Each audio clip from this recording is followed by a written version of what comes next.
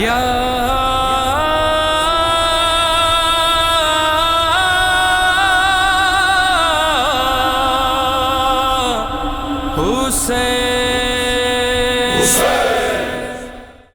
اعوذ باللہ من الشیطان الرجیم بسم اللہ الرحمن الرحیم الحمد للہ رب العالمین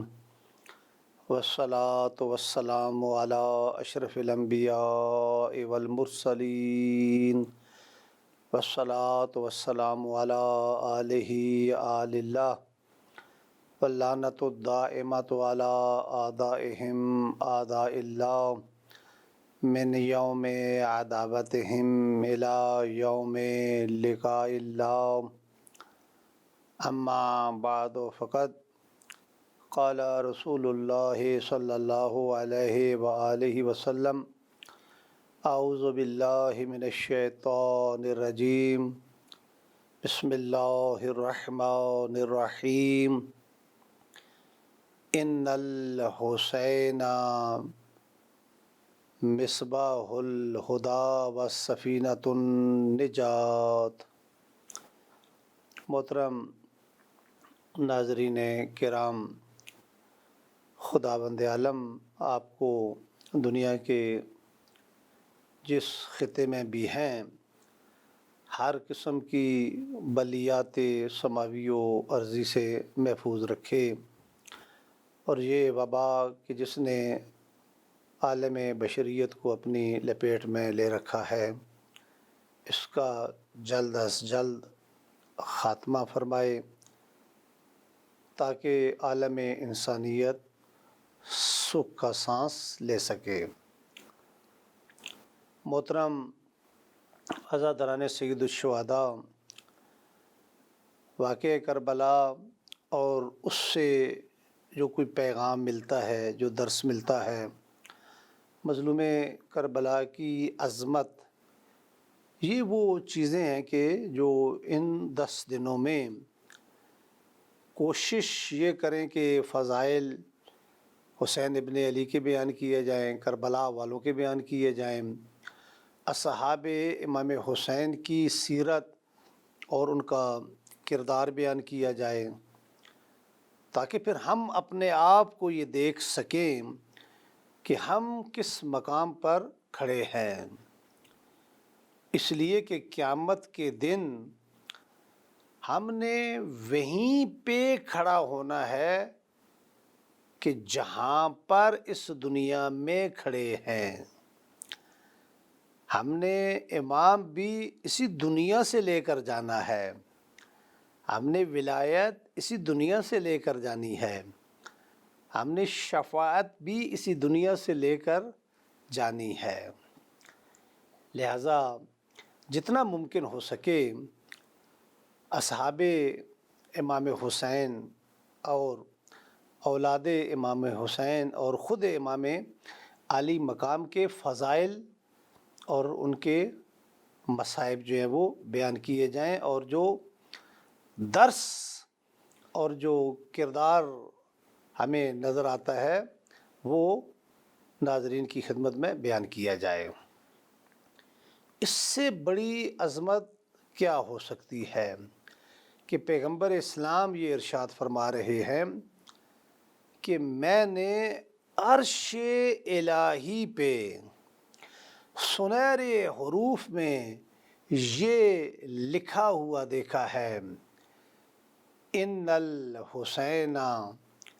مصباح الہدی و سفینۃ النجات، کہ اس دنیا میں اگر کوئی کشتی نجات ہے تو وہ حسین ابن علی ہے، اور اگر کوئی چراغ ہدایت ہے تو وہ بھی حسین ابن علی ہے۔ عزیزان گرامی، یاد رکھیں مظلوم کربلا کو صرف سفینہ نہیں کہا گیا، صرف چراغ کے ساتھ تشبیہ نہیں دی گئی، بلکہ فرمایا سفینہ نجات ہے، چراغ ہدایت ہے۔ اور جب کسی نے امام جعفر صادق علیہ السلام سے پوچھا کہ آقا کیا آپ اور جو دوسرے ائمہ تحرین ہیں کیا آپ سفینہ نجات نہیں ہیں،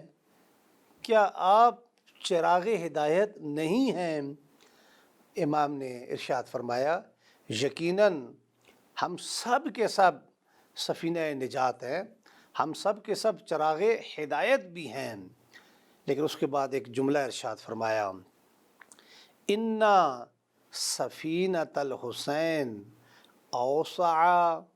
و اسرع،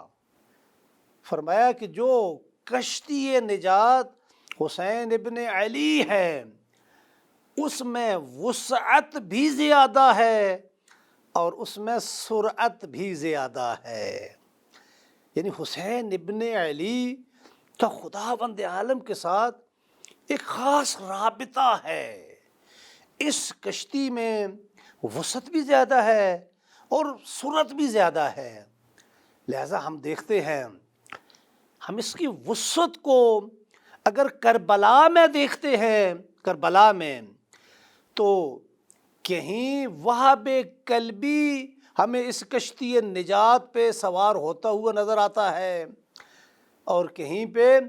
زہیر ابن کین ہمیں اس کشتی نجات کے اوپر سوار ہوتا ہوا نظر آتا ہے، یہ وسعت ہے۔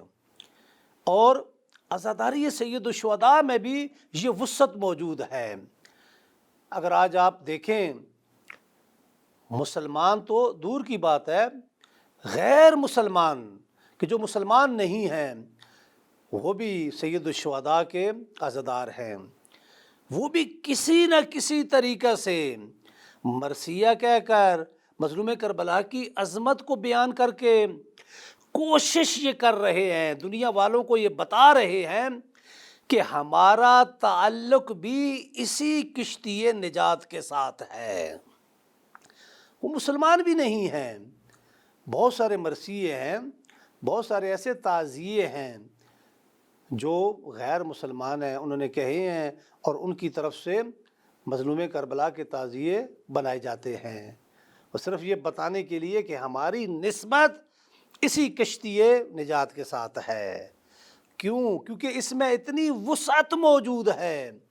اس میں اتنی گنجائش موجود ہے، اس میں اتنی کیپیسٹی ہے کہ یہ صرف مسلمانوں کے امام نہیں ہیں بلکہ کائنات میں جو بھی حریت پسند ہے، جو بھی آزادی پسند ہے، وہ جب تک کربلا سے درس نہیں لے گا اس وقت تک اسے آزادی بھی نصیب نہیں ہوگی۔ گاندھی کا یہ معروف جملہ ہے کہ استعمار کو ہندوستان سے نکالنے کے لیے میں نے واقعہ کربلا سے درس لیا ہے۔ وہ کیوں؟ وہ اس لیے کہ مسلمان نہیں ہے، لیکن جہاں سے درس لے رہا ہے اس میں اتنی وسعت موجود ہے،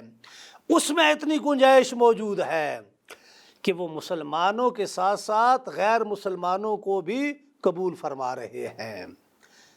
اور اسرا، اس میں سرعت ہے، اس میں تیزی ہے کہ جو منسلک ہو جائے، حقیقتاً منسلک ہو جائے اور اس کے دل میں عظمت حسین کا اگر نور چمک اٹھے تو پھر وہ جہنم سے نکلتے ہوئے اس کو دیر نہیں لگتی۔ واقعہ کربلا میں اگر اس کشتی نجات کی وسعت کو دیکھنا ہو تو وہاب کلبی کا مشاہدہ کر لیں، اور اگر سرعت کو دیکھنا ہو، تیزی کو دیکھنا ہو تو ہور کو دیکھ لیں کہ کس طریقے سے جو جرنیل ہے، جو ایک لشکر کا سربراہ ہے، وہ کتنی تیزی کے ساتھ ایک رات میں جہنم سے نکل کر بہشت کی طرف اور نور کی طرف جو ہے وہ آ جاتا ہے۔ فرمایا حسین ابن علی سفینہ نجات ہیں اور چراغ ہدایت ہیں۔ پیغمبر اسلام نے جب تشبیہات دی ہیں تو اس میں صرف کشتی نہیں کہا، صرف چراغ نہیں کہا، بلکہ فرمایا کہ سفینہ نجات ہیں۔ تو آئیں عربی زبان میں دیکھتے ہیں کہ سفینہ نجات کسے کہا جاتا ہے۔ عزیزان گرامی یاد رکھیں، موجودہ زمانے میں بڑے بڑے شپ ہیں، بڑے بڑے بحری بیڑے ہیں، وہ آج بھی ایسا ہوتا ہے۔ اور اس زمانے میں بھی جب بڑی کشتی ہوتی تھی تو ایک چھوٹی کشتی ہوتی ہے، بنائی جاتی ہے کہ جس کا کام اس سواری والا نہیں ہوتا ہے، جس کا کام تجارتی نہیں ہوتا ہے، بلکہ یہ چھوٹی کشتی یہ بنائی جاتی ہے کہ یہ اس بڑی کشتی کے ساتھ ہوتی ہے، اس کے اندر موجود ہوتی ہے، اور جب بڑی کشتی کسی بھنور میں پھنس جائے، وہ بڑی کشتی اور اس پر جو سوار ہے، جب ان پہ مشکلات آ جائیں، جب ان پہ مصائب آ جائیں، تو یہ چھوٹی کشتی ذریعہ بنتی ہے کہ جو سوار ہیں ان کو یہ نجات دیتی ہے۔ تو وہ جو چھوٹی کشتی ہے کہ جس کے ذریعے لوگ نجات حاصل کرتے ہیں، عربی زبان میں اسے سفینہ نجات کہا جاتا ہے۔ اب دیکھیں خداوند عالم کا یہ فرمان جو پیغمبر اسلام کی زبان سے نکلا ہے، حسین صرف کشتی نہیں ہے، سفینہ نہیں ہے، بلکہ حسین سفینہ نجات ہے۔ اور ہوا بھی ایسے ہی ہے کہ دین اسلام کی کشتی جو حضرت آدم سے شروع ہوئی، جب میدان کربلا میں پہنچی تو یہ پورے تمام انبیاء کی محنت اور تمام انبیاء کی ہدایت کا نتیجہ۔ اور جب دین اسلام کی کشتی بھنور میں پھنس گئی تو حسین ابن علی کشتی نجات بن کر آگے بڑھتے ہیں اور اس دین کی کشتی کو نجات دیتے ہیں، اور اس دین کی کشتی کو یہاں تک لانے والے کون ہیں؟ یہ 1,24,000 انبیاء ہیں۔ یہ ان کی محنت ہے کہ وہ کشتی اسلام کو اس مقام پر لائے، اور جب یزید جیسا فاسق و فاجر اس کشتی کو ڈبونے لگا، گویا تمام انبیاء کی محنت جب ضائع ہونے لگی تو حسین ابن علی آگے سفینہ نجات بن کر جاتے ہیں اور 1,24,000 انبیاء کی محنت کو اور ان کی تبلیغ کو بچا لیتے ہیں۔ یہی وجہ ہے کہ جب امام جعفر صادق علیہ السلام کی نگاہ آپ کی قبر اطہر پر پڑی تو یہ جملہ ارشاد فرمایا، السلام علیکہ یا وارث آدم صفوت اللہ، اے آدم کے وارث تجھ پہ میرا سلام ہو، اے نوح کے وارث تجھ پہ میرا سلام ہو، اے ابراہیم و نوح کے وارث تجھ پہ میرا سلام ہو، اے محمد مصطفیٰ کے وارث تجھ پہ میرا سلام ہو۔ یہ حسین وارث انبیاء بنے ہیں، کیوں؟ اس لیے کہ حسین کشتی نجات ہے، یہ سفینہ نجات ہے۔ اور سفینہ نجات بننے کے لیے اس سے پہلے بھی ایک اور روایت ہے کہ جس میں پیغمبر اسلام نے تمام اہل بیت کو سفینہ نوح کے ساتھ تشبیہ دی ہے۔ وہ میرے ذہن میں یہ آ رہی ہے کہ ماسل و آل بیتی کا ماسل سفینہ نوح۔ پیغمبر اسلام نے فرمایا، سید الشہداء کے لیے فرمایا سفینہ النجات، اور پورے اہل بیت کو کشتی نوح کے ساتھ تشبیہ دی ہے۔ صرف نہیں فرمایا کہ یہ کشتی ہیں، نہیں فرمایا یہ کشتی نوح کی مثل ہے۔ اب اس میں بھی علماء نے ایک بات کی ہے، مثل کا ہے، مثل نہیں کہا۔ مثل اور مثل میں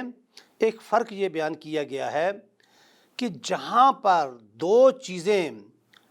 بناوٹ کے لحاظ سے بھی اور کام کرنے کے لحاظ سے بھی ایک جیسی ہوں، تو وہاں پر کہا جاتا ہے کہ یہ چیز اس چیز کی مثل ہے۔ مثلا ایک کارخانے نے ایک ہی کارخانے سے ایک ہی میٹیریل سے دو چیزیں بنی ہیں، وہ جب بن کے باہر آتی ہیں تو کہا جائے گا کہ یہ چیز اس چیز کی مثل ہے۔ اور جہاں پر ایک چیز اس کا میٹیریل اور ہے لیکن کام وہی کرتی ہے جو دوسری میٹیریل والی چیز کر رہی ہے، مثلا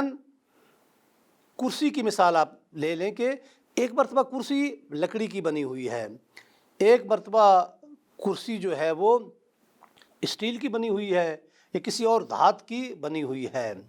وہ کام دونوں کا ایک ہے، وہ بھی بیٹھنے کے لیے بنائی گئی ہے اور یہ بھی بیٹھنے کے لیے بنائی گئی ہے، لیکن فرق کہاں پہ ہے؟ وہ لکڑی کی ہے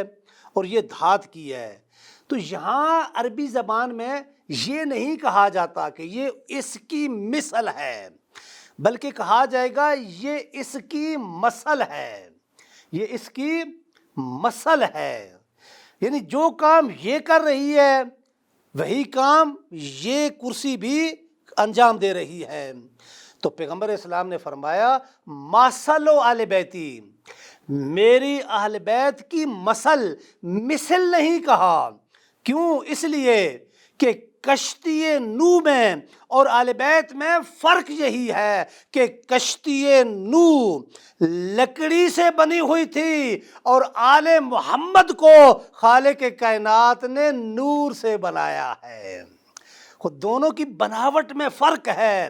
لیکن پیغمبر اسلام فرما رہے ہیں جو کام اس کشتی نے انجام دیا ہے وہی کام میرے اہل بیت بھی انجام دیں گے۔ جو کشتی نو پہ سوار ہو گیا وہ نجات پا گیا، اور جس کے دلوں میں میرے آل محمد کی ولایت ہوئی اور میرے آل محمد کی محبت اور مودت ہوئی اور ان کی دامان عصمت سے وابستہ ہو گیا، وہ بھی اس دنیا میں بھی نجات پا جائے گا اور آخرت میں بھی نجات پا جائے گا۔ لہذا فرق ہے، بناوٹ میں فرق ہے لیکن کام دونوں کا ایک ہے۔ فرمایا یہاں پر پیغمبر اسلام نے مثل کہہ کر کشتی نوح کے ساتھ، حضرت نوح کی کشتی کے ساتھ تشبیہ دی ہے، اور وہاں پر فرمایا کہ حسین ابن علی سفینہ نجات ہیں۔ جو شرط رکھی ہے وہ یہ رکھی ہے کہ ہم نے اس کشتی پر سوار ہونا ہے۔ عزیزان گرامی، جو واقعہ کربلا اور آج جو گفتگو میں کر رہا ہوں، میں یہ سمجھتا ہوں کہ اس کا لب لباب اور جو درس ہے ہمارے لیے، جو پیغام ہے ہمارے لیے، وہ یہی ایک جملہ ہے کہ جو اس پر سوار ہو گیا، جو اس پر سوار ہو گیا وہ نجات پا گیا۔ ایک دلچسپ تشبیہ دی ہے متکلمین نے، اور بہت ہی اعلیٰ قسم کی سمجھانے کے لیے ایک تشبیہ دی ہے۔ فرمایا ایک مرتبہ ہم دیکھتے ہیں کہ ایک بہت ہی خوبصورت کشتی بنی ہوئی ہے، بہت ہی اعلیٰ قسم کی کشتی ہے، ہم سمندر کے کنارے ہیں، کشتی کو دیکھتے ہیں، کشتی کی تعریف کرتے ہیں، وہ کہتے ہیں کہ کیا کشتی کی صرف تعریف کر لینا یہ کشتی پر سوار ہونا ہے؟ وہ کہتے ہیں سوار ہونا نہیں ہے۔ انسان ایک چیز کی، بس کی یا ایک کشتی کی جو ہے وہ تعریف کرے کہ بہت خوبصورت ہے، اور اس نے نجات حاصل کرنی ہو تو کیا صرف تعریف کرنے سے اس کو نجات مل جائے گی؟ وہ کہتے ہیں نہیں، آگے بڑھ کر اس کے اوپر سوار ہونا ہوگا۔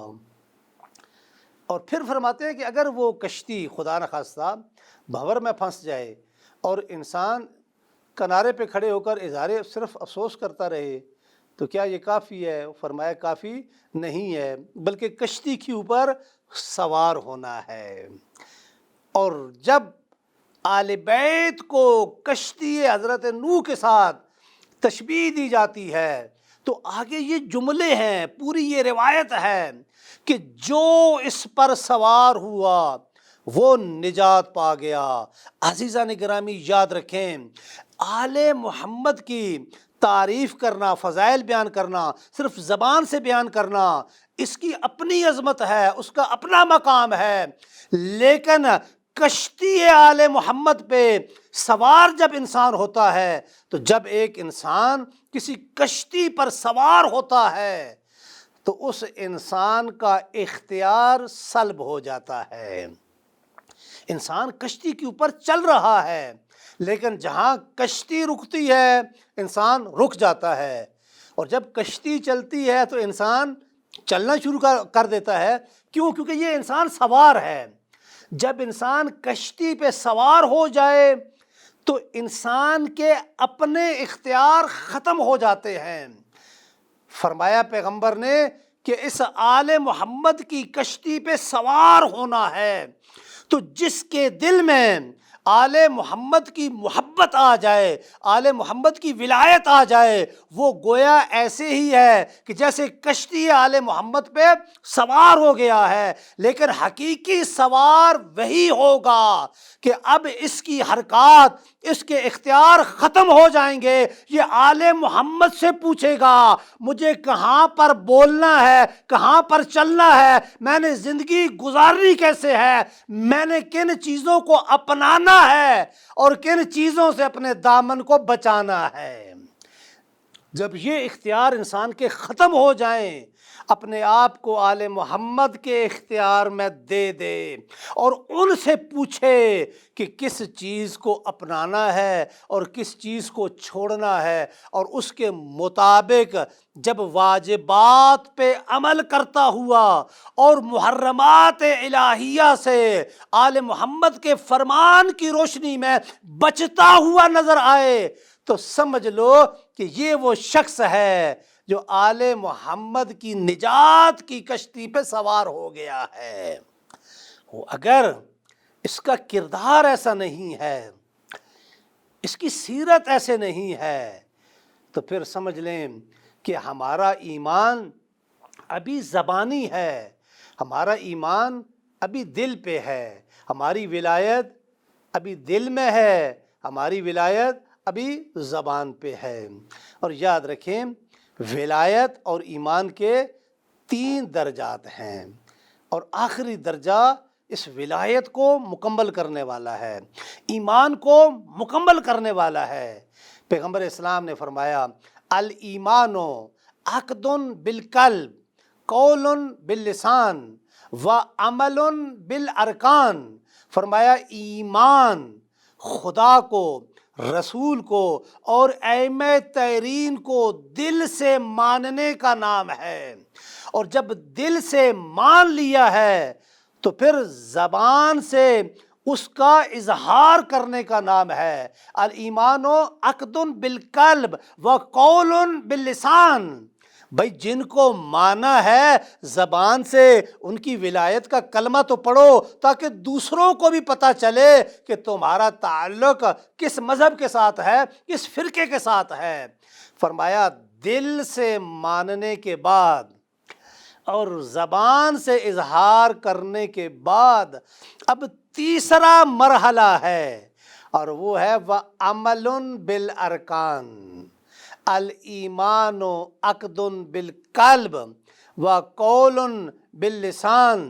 وعمل بالارکان۔ دل سے بھی ماننا ہے، زبان سے اظہار بھی کرنا ہے، اور پھر اظہار کے مطابق اور دل میں جو اقرار کیا ہے اس کے مطابق ہم نے عملی زندگی میں عمل بھی کرنا ہے۔ پس ولایت آل محمد کی دل میں محبت رکھنے کا نام ہے، ولایت آل محمد کی اس ولایت کا زبان سے اظہار کرنے کا نام ہے۔ اور تیسرا مرحلہ حقیقی ولایت وہ ہے کہ جس آل محمد کا دل سے اقرار کیا ہے، جس محبت کا زبان سے اظہار کیا ہے، ان آل محمد کے کردار اور سیرت کے مطابق عمل کرنے کا نام بھی ولایت ہے۔ فرمایا آل محمد کشتی نجات ہیں، لیکن جو اس پہ سوار ہو گیا، اور سوار جب انسان کسی کشتی میں ہوتا ہے تو پھر انسان کا اپنا اختیار ختم ہو جاتا ہے۔ اب کشتی ہے جو طے کرتی ہے کہاں رکنا ہے، وہ کشتی ہے جو طے کرتی ہے کہ کہاں پہ چلنا ہے۔ ہم جب کشتی نجات پہ سوار ہیں تو آل محمد سے پوچھیں کہ واجبات الہیہ کیا ہیں، آل محمد سے پوچھیں کہ محرمات الہیہ کیا ہیں، تاکہ واجبات پہ عمل کر کے آگے چل سکیں اور محرمات سے اپنے دامن کو بچا کر رک سکیں۔ ہمارا چلنا بھی آل محمد کے تابع ہو، ہمارا رکنا بھی آل محمد کے تابع ہو، لہذا ہماری محبت بھی آل محمد کے لیے ہو اور ہمارا بغض بھی آل محمد کے لیے ہونا چاہیے۔ عزیزو دامن وقت میں مزید گنجائش نہیں، ورنہ اس کی آگے تفسیر جو ہے وہ بیان کی جاتی۔ یہ کشتی نجات جو حسین نے کربلا میں بنائی ہے، یہ عجیب کشتی ہے۔ اس کشتی میں لکڑی تو نہیں ہے، اس کشتی میں کہیں ہمیں علی اکبر کا لاشا نظر آتا ہے۔ یہ کشتی عباس کے بازوؤں سے بنی ہے۔ اس کشتی کا صاحبان زینب و ام کلثوم کی ردائیں ہیں۔ وہ اس کشتی میں 6 مہینے کے اس کم سن کا خون بھی شامل ہے، تب کہیں جا کر یہ کشتی نجات مکمل ہوئی ہے۔ عزیزو، جب مظلوم کربلا نے فرمایا حل میں ناصر ینصرنا، تاریخ یہ بتاتی ہے 2 شخصیات پہ بڑا گہرا اثر ہوا۔ امام زین العابدین جو عالم غش میں تھے، لیکن جب یہ جملہ کان میں پڑا، ایک مرتبہ اٹھنے کی کوشش کی، پھوپھی اماں مجھے تلوار دو، میرا بابا غربت کا استغاثہ بلند کر رہا ہے، میں یہ جملہ برداشت نہیں کر سکتا، میری موجودگی میں میرا بابا غربت کا استغاثہ بلند کرے۔ اور ایک 6 مہینے کے بچے نے اپنے آپ کو گہوارے سے گرایا، خیام میں قرآن بپا ہوا۔ مظلوم کربلا خیمے میں آئے، دیکھا علی اصغر پیاس کی وجہ سے نڈھال ہے، اپنے ہاتھوں پہ اٹھایا، اشکیا کے سامنے لائے اور ایک جملہ ارشاد فرمایا، قد قتلتم شیعتی و اصحابی،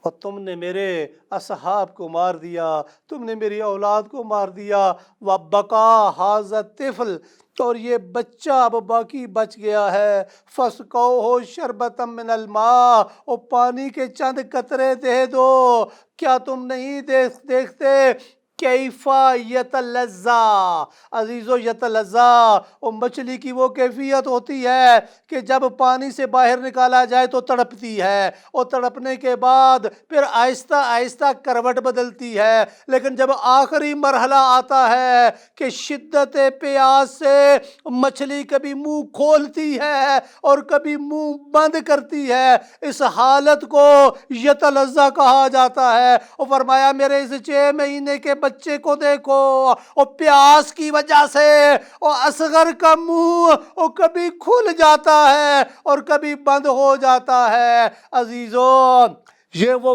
منظر تھا اور جسے قوم اشقیا بھی برداشت نہ کر سکی کہ اتنے میں کربلا کو کہا جاتا ہے فقطعوا کلام الحسین، حسین کی کلام کو منقطع کر دے۔ عزیزو،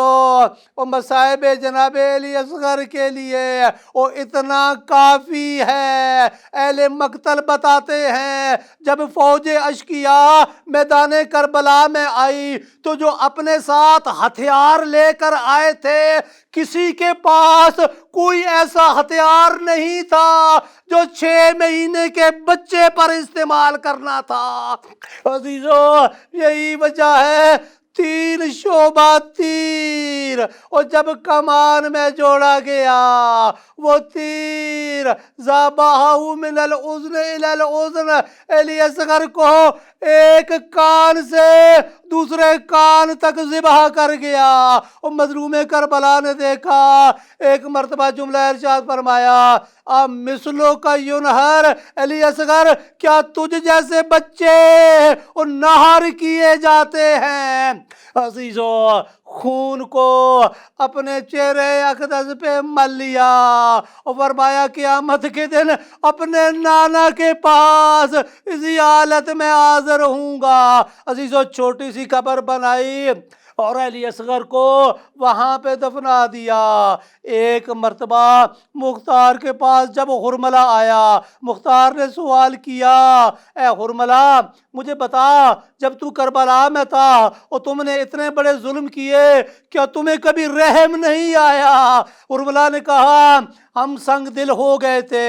ہمارے اوپر شیطان مسلط تھا، ہمیں رحم نہیں آیا۔ ہاں ایک مرتبہ میں نے دیکھا ہماری فوج بھی وہ گریہ کر رہی تھی، وہ منظر تھا، اور جب حسین کے ہاتھ پر اس کے 6 مہینے کے بچے نے تیر کھا لیا، ہم دیکھتے تھے اور بچے کی لاش کو اٹھا کر کبھی خیمے کی طرف جاتا تھا اور کچھ سوچ کر پلٹ آتا تھا اور پھر خیمے کی طرف جاتا تھا، اور چند بار خیمے کی طرف گیا، شاید یہ سوچ کر واپس آ گیا، اور جب ماں پوچھے گی اور میرے بچے نے پانی پی لیا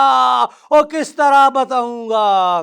وَسَيَعْلَمُ الَّذِينَ ظَلَمُوا أَيَّ مُنْقَلِبٍ يَنْقَلِبُونَ رَبَّنَا تَقَبَّلْ مِنَّا إِنَّكَ أَنْتَ السَّمِيعُ الْعَلِيمُ وَصَلِّ عَلَى مُحَمَّدٍ وَآلِهِ الطَّيِّبِينَ الطَّاهِرِينَ الْمَعْصُومِينَ۔